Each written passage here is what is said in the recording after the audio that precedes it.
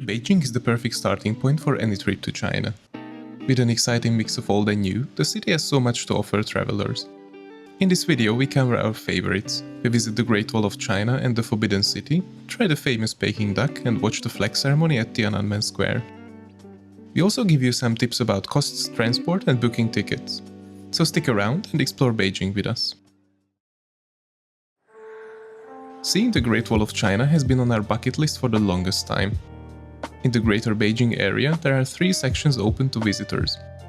We decided to visit the Mutianyu section because it is known for having amazing views and is far less crowded than the other sites. There are 20 restored watchtowers and 3 routes you can walk. On the east route, you can see the big corner tower where 3 distinct sections of the wall meet. On the way back, you can slide down the toboggan mountain coaster through the forest. On the west route, you can take a long walk and hike the hero slope to watchtower number 20, the highest point open to visitors. The third is the middle route, connecting the west and east sections, with little to no elevation. Ultimately, we chose to walk the west route for the amazing views and the little hiking challenge at the end. It was quite hot during our summer visit. Our tour guide told us that every season lends a different atmosphere to the wall. You are greeted by lush greenery in the summer and beautiful melancholic foliage in autumn. In the winter, a thick white blanket of snow covers the surrounding mountains. It took us around 1.5 hours to reach the top from the starting point, with many photo stops in between. Ready? Yes. Let's go. The hero slope is quite steep and challenging, but definitely worth it for the breathtaking views.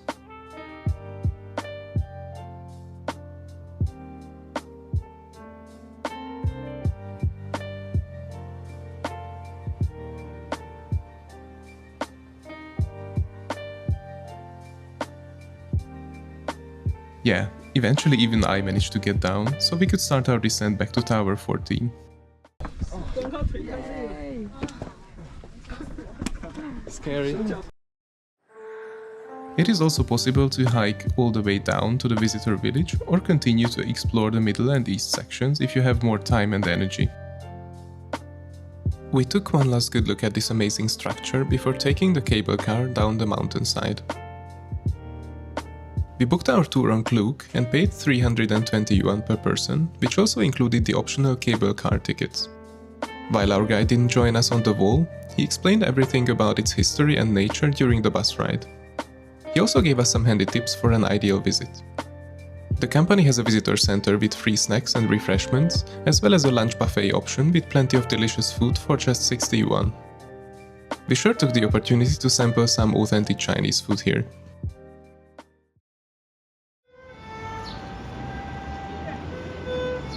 After a good night's sleep, our muscles had recovered and we set off to explore the more ancient side of Beijing. Hutongs are traditional neighborhoods in Beijing with brick-walled courtyards serving multiple homes.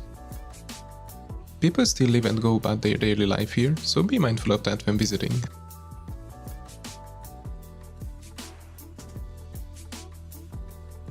It was super quiet when we were there, which was a refreshing change of scenery after the crowded tourist attractions.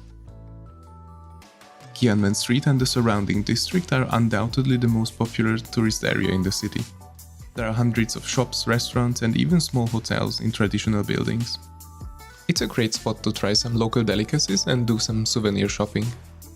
Unlike in the video, it can get quite crowded here, so if you're looking for a more relaxed place to wander around, then take a slight detour at Quianmen Street and outer Quianmen Street to the nearby Hutong that we showed earlier. Beijing is very walkable actually, but the distances can get quite large, so we mostly use public transport to get around. The metro network is super efficient and clean, and tickets cost only a couple of cents depending on the distance. There is a short airport-style security check at every entrance, which makes using public transport extremely safe. As evening approached, it was finally time for the dinner highlight of our trip. No visit to Beijing is complete without trying the Peking Duck. A friend recommended to visit Hua's restaurant, which truly didn't disappoint. The ducks receive their final touches right at your table as the chef slices the meat into precise, thin cuts.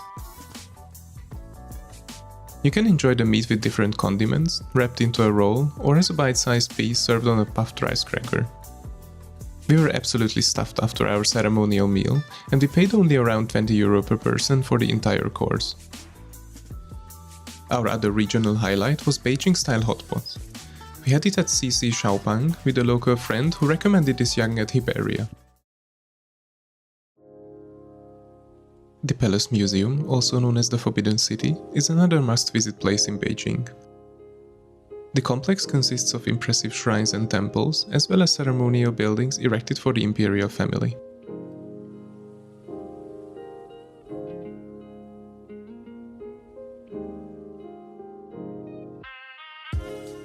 If you stray away from the main north-south axis a bit, you can visit smaller houses in the alleyways built as living quarters for imperial guests. Tickets cost 60 yuan per person, and you can book them through a WeChat mini app. Alternatively, you can also book them in advance on Klook. We've linked to both options in the description below.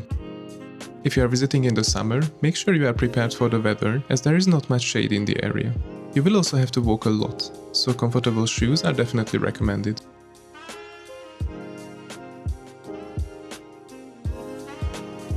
While in the area, you can also visit the adjacent Tiananmen Square. The best time to drop by is probably during the flag lowering ceremony at around 7 PM. Or you can also attend the flag raising ceremony if you are an early bird, unlike us. It's free to watch the ceremonies, but you need a reservation in advance, otherwise you will be denied entry to the square. You can book through a WeChat mini app, see the link below. We have also linked to the exact ceremony schedule in the video description. If you have some spare time, you can also visit the National Museum of China located on the eastern side of the square. It holds more than 1.4 million rare historical artifacts from all periods of China's history. The vast area of the Summer Palace is home of around 3,000 ancient buildings of different sizes and multiple adjoining lakes. Its history stretches back to the 12th century when ruler Liang moved the Qing capital to Beijing. The complex was expanded over the centuries, reaching its current form under Empress Sisi in the 19th century. The palace seemed to be one of the most popular tourist destinations in the city. Despite the extreme heat, the area was full of visitors. It was fascinating to see the architecture and be able to take a close look at the intricate details of Chinese craftsmanship. Most structures are very well maintained in general, without giving the impression of overly artificial restoration. We didn't hire a guide this time, but there are many licensed guides offering their services at the entrance. If you want to book in advance, there are some English-speaking tour options on the usual platforms such as Klook and Trip.com. The extreme heat took a toll on us in the end and didn't let us enjoy the visit as much as we hoped. We paid 60 yuan per person for the entry tickets, which also included admission to 2 on-site museums. We truly enjoyed our time in Beijing, but after 6 days, it was time for our next destination, Xi'an. We were excited to try the Chinese bullet trains, which are a true hallmark of China's rapid infrastructure development. As of 2026, the network has reached a super impressive total length of 50,000 kilometers. Tickets are on the pricier side if you compare them to local public transport, but you get what you pay for.